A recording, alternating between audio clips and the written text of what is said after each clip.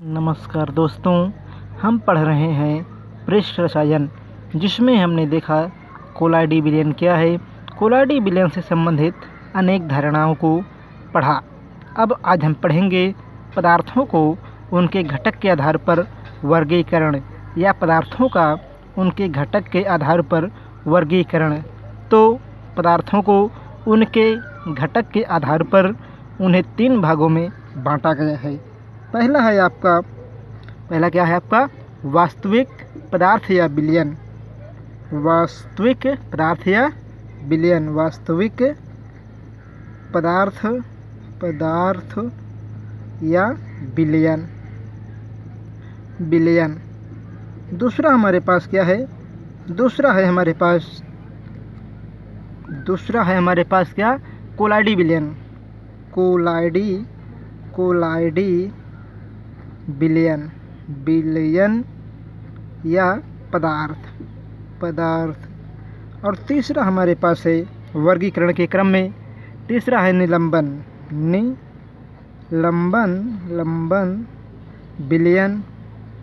विलयन या पदार्थ। तो आप इसको देख रहे हैं। अब देखिए, इनको हमने 3 भागों में बांट दिया है और हम पहले भाग का अध्ययन करेंगे। तो पहला हम अध्ययन करेंगे वास्तविक विलयन या पदार्थ। आप कहेंगे इनमें या इसमें विलेय के कणों का आकार, इसमें विलेय के कणों का आकार 1 नैनोमीटर से कम होता है। कितना? 1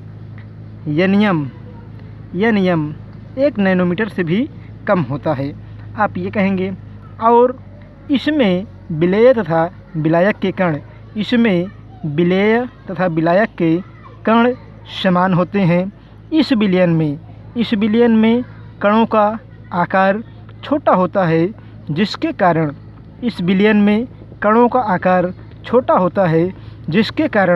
ये चर्मपत्र झिल्ली द्वारा आसानी से विसरित हो जाते हैं। क्या होते हैं?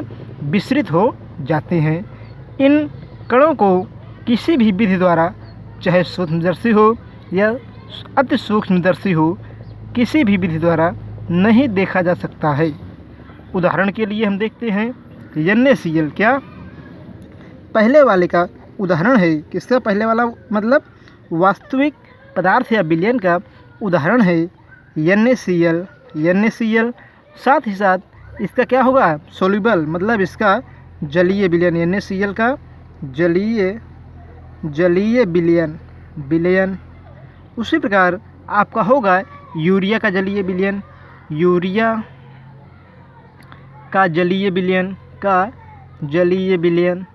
ये आप देखिए। तो हमने देखा पहला वास्तविक पदार्थ, जिसमें हमने पढ़ा कि इसमें विलेय के कणों का आकार जो होता है वह 1 नैनोमीटर से कम होता है।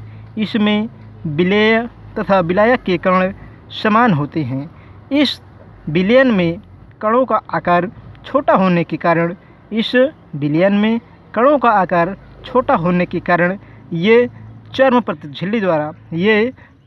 झिल्ली द्वारा आसानी से विसरित हो जाते हैं या छन जाते हैं। इन कणों को किसी भी, चाहे सूक्ष्मदर्शी हो या अति सूक्ष्मदर्शी हो, इन सब विधियों द्वारा नहीं देखा जा सकता। उदाहरण के लिए NaCl का जलीय विलयन, यूरिया का जलीय विलयन आदि। दूसरा हम पढ़ेंगे कोलाइडी पदार्थ। क्या पढ़ेंगे? कोलाइडी पदार्थ। ध्यान दें, ये चीज़ हम पढ़ेंगे, कोलाइडी पदार्थ। तो कोलाइडी पदार्थ क्या होते हैं? वे विलयन जिनमें विलेय के कणों का आकार 1 से 200 नैनोमीटर के बीच होता है। कितना? 1 से 200 यनियम। कितना होता है? 1 से 200 नैनोमीटर होता है, मतलब इसके इस रेंज के बीच में होता है। आप कहेंगे कोलाइडी विलयन वे विलयन होते हैं जिसमें विलेय के कणों का आकार 1 से 200 नैनोमीटर होता है या इसके बीच में होता है। कोलाइडी विलयन कहलाते हैं। ये विषमांग विलयन होते हैं। ध्यान देना, कोलाइडी विलयन विषमांगी विलयन होते हैं। विलेय के कणों के बड़े आकार के कारण ये चर्मपत्र झिल्ली द्वारा धीरे धीरे छनते हैं या विसरित होते हैं। ये धुंधले होते हैं। कैसे होते हैं? ये आकार में या फिजियोलॉजिकल आप देखें तो ये धुंधले होते हैं। उदाहरण गोंद का जलीय विलयन। क्या? गोंद नंबर 2 के लिए उदाहरण है गोंद का जलीय विलयन। उसी प्रकार हमारे पास दूसरा उदाहरण है NaCl का बेंजीन में विलयन। NaCl का बेंजीन में विलयन। ये आपके पास हो गया। तो हमने ये देखा कि कैसा है आपका, ये है आपका कोलाइडी विलयन या कोलाइडी पदार्थ। अब अगला हम वर्गीकरण देखेंगे निलंबन। क्या देखेंगे? निलंबन में क्या होता है देखिए, हम देखेंगे तीसरा भाग निलंबन में आप कहेंगे इन विलयनों में विलेय के कणों का आकार 200 एंगस्ट्रॉम से अधिक होता है। इन विलयनों में विलेय के कणों का आकार 200 एंगस्ट्रॉम से अधिक होता है, अर्थात इनके बड़े आकार इन्हें पुनः 2 भागों में बांटा गया है। पहला है क्या? सामान्य छोटे कण। पहला सामान्य छोटे कण, इनका आकार कितना होता है आपका? 50,000 नैनोमीटर होता है। 50,000 नैनोमीटर होता है या इससे अधिक होता है। तो देखिए आप, निलंबन कण जो होते हैं या विलयन होते हैं, इन विलयनों में विलेय के कणों का आकार कितना होता है? 2000 एंगस्ट्रॉम। कितना? हम पढ़ रहे हैं निलंबन इसमें जो विलेय होते हैं उनके कणों का आकार कितना होता है? 2000 एंगस्ट्रॉम से अधिक होता है। और ध्यान दीजिए, इनको आकार के आधार पर, इन कणों को या विलेय कणों को आकार के आधार पर कितने भाग में? 2 भागों में पुनः बांटा गया है। पहला सामान्य छोटे कण। क्या है? सामान्य छोटे कण। पहला है सामान्य छोटे कण। आप कहेंगे इस प्रकार के या इनमें कणों का आकार कितना होता है? 50,000। कितना? 50,000 नैनोमीटर होता है। कितना होता है? 50,000 नैनोमीटर होता है। तो पहला है, इसमें जो 2 भागों में बांटा गया है, पहला है आपका सामान्य छोटे कण। इस प्रकार के कणों में जो या विलयन होता है उसमें विलेय के कणों का आकार जो होता है वह 50,000 नैनोमीटर होता है या इससे अधिक होता है। उसके बाद हम दूसरा देखेंगे महीन कण। क्या देखेंगे? महीन कण। दूसरा हमारे पास है महीन कण। तो देखिए, महीन कण में क्या होता है? महीन कण, इसमें हम कहेंगे कि इसमें कणों का आकार कितना होता है? 200 नैनोमीटर होता है। 200 नैनोमीटर होता है। तो हमने ये देखा। अब उसके बाद 200 नैनोमीटर होता है या कभी कभी इससे अधिक भी होता है। तो हम ये कह सकते हैं कि 200 से 50,000 नैनोमीटर के बीच में होता है। तो हमने ये देखा। अब हम पढ़ेंगे परिक्षेपण माध्यम की प्रकृति के आधार पर वर्गीकरण। क्या? कोलाइडी विलयनों का वर्गीकरण करेंगे हम, और किसके आधार पर? परिक्षेपण माध्यम की प्रकृति के आधार पर। तो हेडिंग है आपका कोलाइडी निकाय का वर्गीकरण। निकायों का वर्गीकरण। और किसके आधार पर हम पढ़ेंगे? ये हम पढ़ेंगे परिक्षेपण माध्यम की प्रकृति के आधार पर। परिक्षेपण माध्यम की प्रकृति के आधार पर, प्रकृति के आधार पर। तो आप कहेंगे परिक्षेपण माध्यम की प्रकृति के आधार पर इसे 4 भागों में बांटा गया है। कितने भाग में? 4 भागों में बांटा गया है, जिसमें पहला है आपका एरोसॉल। क्या है? सॉल। नाम से स्पष्ट रूप से हमें पता लग रहा है एरो का अर्थ है एयर या वायु और सॉल का मतलब है कोलाइडी अवस्था। अर्थात इस प्रकार के कोलाइडी अवस्था में जो परिक्षेपण माध्यम होती है वह हवा होती है। आप कहेंगे एरोसॉल। एरोसॉल में आप कहेंगे इस प्रकार के कोलाइडी विलयन में जो परिक्षेपण माध्यम होता है वह क्या होता है, हवा होती है या वायु होती है। दूसरा है आपका हाइड्रोसॉल। क्या होता है, हाइड्रोसॉल। तो आप कहेंगे कि इनमें परिक्षेपण माध्यम जल होता है या इस प्रकार के कोलाइडी विलयन में परिक्षेपण माध्यम क्या होता है, जल होता है। हमने ये देखा। उसके बाद है एल्कोसॉल। तीसरा हमारे पास क्या है,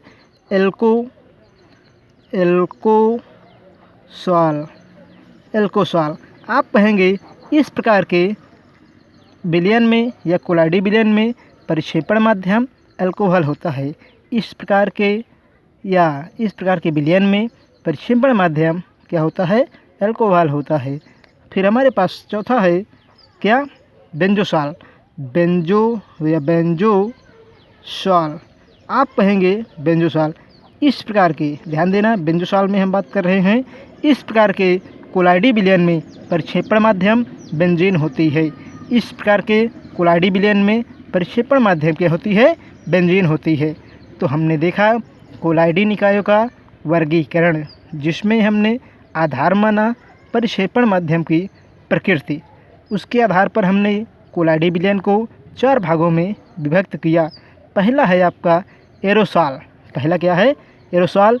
इसमें परिक्षेपण माध्यम हवा अथवा वायु होती है। दूसरा है आपका हाइड्रोसॉल। क्या है, हाइड्रोसॉल। इसमें परिक्षेपण माध्यम जल होता है। क्या होता है, परिक्षेपण माध्यम जल होता है। तीसरा है एल्कोसॉल। इसमें परिक्षेपण माध्यम अल्कोहल होता है। इसमें परिक्षेपण माध्यम अल्कोहल होता है। और चौथा है बेंजोसॉल। इसमें परिक्षेपण माध्यम बेंजीन होती है। तो हमने ये देखा। अब हम देखेंगे कोलाइडी अवस्था का दूसरा वर्गीकरण या कोलाइडी निकाय का दूसरा वर्गीकरण। तो आप कहेंगे जो कोलाइडी निकाय का दूसरा वर्गीकरण किया गया है उसके आधार पर कोलाइडी पदार्थ आपके 2 प्रकार के होते हैं। तो आप कहेंगे कि परिक्षिप्त प्रावस्था या परिक्षेपण माध्यम के आधार पर किसका, कोलाइडी विलयन का वर्गीकरण। तो देखिए इसके जो 2 भाग होते हैं, पहला होगा द्रव स्नेही कोलाइड या कोलाइड। दूसरा है द्रव विरोधी कोलाइड। ये सबसे महत्वपूर्ण है। यूपी बोर्ड परीक्षाओं में या अन्य प्रकार के कंपटीशन में बहुत बार पूछा गया है। तो आप पहले देखिए, क्रमशः हम दोनों को पढ़ेंगे, लेकिन पहले आप देखिए द्रव स्नेही कोलाइड। क्या देखेंगे हम, द्रव स्नेही कोलाइड। आप कहेंगे वे कोलाइड जिनमें परिक्षिप्त प्रावस्था या विलायक के संपर्क में, वे कोलाइड जो परिक्षिप्त प्रावस्था या विलायक के संपर्क में आकर के कोलाइडी विलयन क्या करते हैं, कोलाइडी विलयन आसानी से बना लेते हैं। कोलाइडी विलयन आसानी से बना लेते हैं। उस प्रकार के विलयन को या अवस्था को हम द्रव स्नेही कोलाइड कहते हैं। उस प्रकार के पदार्थ को हम द्रव स्नेही कोलाइड कहते हैं। अब देखिए इनका उदाहरण है जिलेटिन, स्टार्च, गोंद, प्रोटीन। क्या है, जिलेटिन, स्टार्च, प्रोटीन और गोंद। तो हमने ये देखा। तो इससे हम एक बार समझते हैं। आप कहेंगे द्रव स्नेही कोलाइड। द्रव स्नेही कोलाइड वे कोलाइड होते हैं जिनमें परिक्षिप्त अवस्था अथवा विलयन के संपर्क में आकर के कोलाइडी विलयन या कोलाइडी पदार्थ आसानी से कोलाइडी विलयन बना लेते हैं। इन्हें हम द्रव स्नेही विलयन कहते हैं, जिन्हें जैसे जिलेटिन, क्या हो गया, जिलेटिन, स्टार्च, प्रोटीन, गोंद आदि, क्या कहेंगे, आदि। तो ये हमने देखा। इसके बाद हम देखेंगे द्रव विरोधी कोलाइड। क्या देखेंगे, दूसरी जो हेडिंग थी हमारे पास ये है आपकी द्रव विरोधी, क्या है, द्रव विरोधी कोलाइड, द्रव विरोधी कोलाइड। तो इसे हम अब समझेंगे। कोलाइड ये क्या होता है। आप कहेंगे वे कोलाइडी पदार्थ जो विलायक के संपर्क में आकर आसानी से कोलाइडी विलयन नहीं बना पाते। पुनः ध्यान दें, द्रव स्नेही कोलाइडी विलयन, वे कोलाइडी पदार्थ जो विलायक के संपर्क में आकर के आसानी से कोलाइडी विलयन नहीं बना पाते, उन्हें क्या कहते हैं, द्रव विरोधी कोलाइड, अथवा ये पदार्थ कठिनाई से कोलाइडी विलयन बनाते हैं।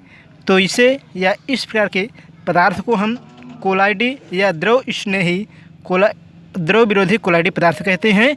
और इसका उदाहरण है हमारे पास धात्विक ऑक्साइड, क्या है, और धात्विक ऑक्साइड और धातु सल्फाइड।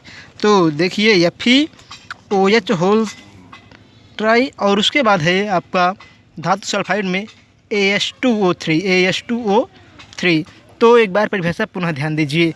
द्रव विरोधी कोलाइडी विलयन वे कोलाइडी पदार्थ जो विलायक के संपर्क में आकर के आसानी से कोलाइडी विलयन नहीं बना पाते अथवा कठिनाई से कोलाइडी विलयन बनाते हैं, इन्हें हम द्रव विरोधी कोलाइडी विलयन कहते हैं। जैसे धात्विक ऑक्साइड FeOH होल थ्राइस और AH2O3 आदि। अब हम देखेंगे कि द्रव विरोधी कोलाइड और द्रव स्नेही कोलाइड में अंतर। क्या देखेंगे, द्रव स्नेही तथा द्रव विरोधी कोलाइड, द्रव विरोधी कोलाइड ये हम देखेंगे। अब आप कहेंगे इन दोनों में अंतर क्या होता है, ये बहुत बार पूछा गया है। तो द्रव स्नेही तथा द्रव विरोधी कोलाइड में अंतर देखिए। पहला अंतर आप कहेंगे, द्रव स्नेही की बात कर रहे हैं हम, ये बहुत अधिक अस्थायी होते हैं। द्रव स्नेही कोलाइड बहुत अधिक अस्थायी होते हैं। और उसमें आप कहेंगे ये या द्रव विरोधी कोलाइड कम अस्थायी होते हैं। तो पहला अंतर हमने क्या देखा, हमने पहला अंतर देखा कि जो द्रव स्नेही कोलाइड होते हैं वे द्रव स्नेही कोलाइड अधिक अस्थायी होते हैं, जबकि द्रव विरोधी कोलाइड कम अस्थायी होते हैं। फिर दूसरा पॉइंट में हम कहेंगे कि इनमें सूक्ष्म मात्रा में, द्रव स्नेही कोलाइडी विलयन में सूक्ष्म मात्रा में विद्युत अपघट्ट मिलाने पर कोई प्रभाव नहीं होता। दूसरे पॉइंट में हमने कहा कि इसमें सूक्ष्म मात्रा में विद्युत अपघट्ट मिलाने पर कोई प्रभाव नहीं होता।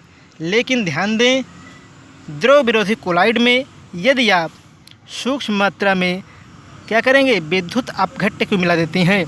द्रव विरोधी कोलाइड में जब आप सूक्ष्म मात्रा में विद्युत अपघट्ट को मिला देते हैं तो क्या होता है, इनका स्कंदन हो जाता है। क्या होता है, इनका स्कंदन हो जाता है।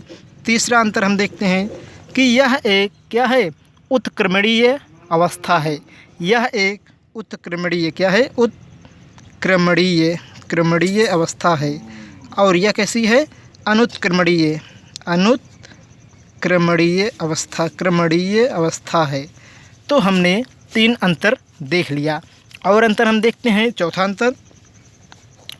इसमें है चौथा अंतर, विद्युत कण संचलन कठिनाई से मापा जा सकता है।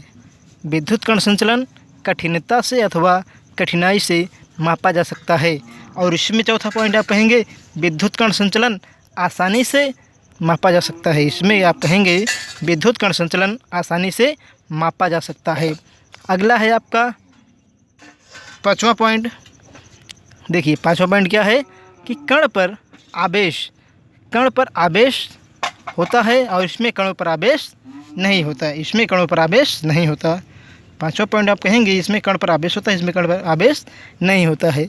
आप कहेंगे छठा पॉइंट हमारे पास है, छठा पॉइंट है हमारे पास कि जो पीएच माध्यम होता है, देखिए वो निर्भर नहीं करता। आप कहेंगे कण पर उपस्थित आवेश पीएच माध्यम पर निर्भर नहीं करता है, और इसमें आप कहेंगे कण पर उपस्थित आवेश पीएच माध्यम पर क्या करता है, निर्भर रहता है, अर्थात पीएच माध्यम पर निर्भर रहता है। उसके बाद आप कहेंगे ये प्रकाश की किरणों को कम प्रकीर्णित करते हैं। अगला पॉइंट है आपका 6वां, ये प्रकाश की किरण को कम प्रकीर्णित करते हैं। और आप इसमें कहेंगे ये प्रकाश की किरण को अधिक प्रकीर्णित करते हैं। ये द्रव विरोधी कोलाइडी क्या करते हैं, प्रकाश की किरण को अधिक प्रकीर्णित करते हैं। 7वां पॉइंट हमारे पास है, आप कहेंगे इनके कण द्रव विरोधी कोलाइडी की कण से छोटे होते हैं। इनके कण द्रव विरोधी कोलाइडी के कण से छोटे होते हैं। और आप कहेंगे इनके कण द्रव स्नेही कोलाइडी से क्या होते हैं, लगभग समान होते हैं, ये छोटे होते हैं, आप ये कह देंगे। तो हमने इसमें प्रमुख अंतर देखा। इन अंतरों को पुनः एक बार हम समझते हैं। पहला अंतर हमारे पास है कि ये कैसे हैं, ये बहुत अधिक अस्थायी कोलाइड होते हैं, ये बहुत अधिक अस्थायी कोलाइड होते हैं, ये कम अस्थायी कोलाइड होते हैं। दूसरा अंतर क्या है, दूसरा अंतर है कि यदि हम इसमें सूक्ष्म मात्रा में विद्युत अपघट्य मिला देते हैं, यदि हम इसमें सूक्ष्म मात्रा में विद्युत अपघट्य मिला देते हैं तो विशेष कोई प्रभाव नहीं होता है। लेकिन इसमें जब हम मिला देते हैं सूक्ष्म मात्रा में विद्युत अपघट्य तो क्या होता है, कणों का स्कंदन हो जाता है। ये उत्क्रमणीय प्रक्रम है, यह क्या है, दृश्य नहीं वाला भाग क्या है, उत्क्रमणीय प्रक्रम है, और ये अनुत्क्रमणीय प्रक्रम है। उसके बाद फिर आगे आप देखिए कि आप कहेंगे, अगला चौथा पॉइंट कहेंगे कि विद्युत कण संचलन कठिनता से मापा जा सकता है, और इसमें विद्युत कण संचलन आसानी से मापा जा सकता है। फिर आप कहेंगे कण पर उपस्थित आवेश पीएच पर निर्भर नहीं करता, और इसमें आप कहेंगे इसमें करता है और इसमें नहीं करता है। उसके बाद कहेंगे ये प्रकाश की, इसमें हम बात कर रहे हैं, ये प्रकाश की किरणों को कम प्रकीर्णित करता है। ये वाला भाग जो है आपका द्रव स्नेही कोलाइड, वह प्रकाश की किरणों को कम प्रकीर्णित करता है, जबकि द्रव विरोधी कोलाइड ये प्रकाश की किरण को अधिक प्रकीर्णित करते हैं। इसके बाद हम देखेंगे इनके कण, किसके, द्रव स्नेही के, इनके कण द्रव विरोधी कोलाइडी के कण से छोटे होते हैं, और इनके कण क्या होते हैं, छोटे छोटे, इनके कण किसके, द्रव विरोधी कण, इनके कण छोटे छोटे कणों से मिलकर बने होते हैं, इनके कण छोटे छोटे कणों से मिलकर बने होते हैं। तो हमने देखा कोलाइडी विलयन का वर्गीकरण। कोलाइडी विलयन का हमने दो प्रकार से वर्गीकरण किया, पहला निकाय के आधार पर किया, साथ ही साथ पदार्थ का वर्गीकरण किया, और देखा हमने कि द्रव स्नेही द्रव विरोधी कोलाइड क्या हैं, इनमें अंतर क्या है। अब हम अगले भाग में पढ़ेंगे कोलाइडी विलयन बनाने की विधियाँ, जिसमें हम पहले द्रव स्नेही सॉल्व का अध्ययन करेंगे और उसके बाद अनेक प्रक्रमों का अध्ययन करेंगे। द्रव स्नेही सॉल्व बनाने की विधियाँ, जिसमें आपका रहेगा यांत्रिक विधियाँ और विद्युत आर्क विधि रहेगी, और साथ ही साथ आपका रहेगा पेप्टीकरण, और उसके बाद हम देखेंगे कुछ प्रमुख विचारात्मक प्रश्न। तो आज यहीं तक, उसके बाद अगले भाग में हम इन सब का अध्ययन करेंगे। लेकिन इस वीडियो को देखें, जो भी आपको कमी हो कमेंट बॉक्स में लिखें, और यदि आपको वीडियो अच्छा लगे तो लाइक शेयर सब्सक्राइब करें। साथ ही साथ जो आपको समस्या हो उसे आप कमेंट बॉक्स में लिखें। धन्यवाद।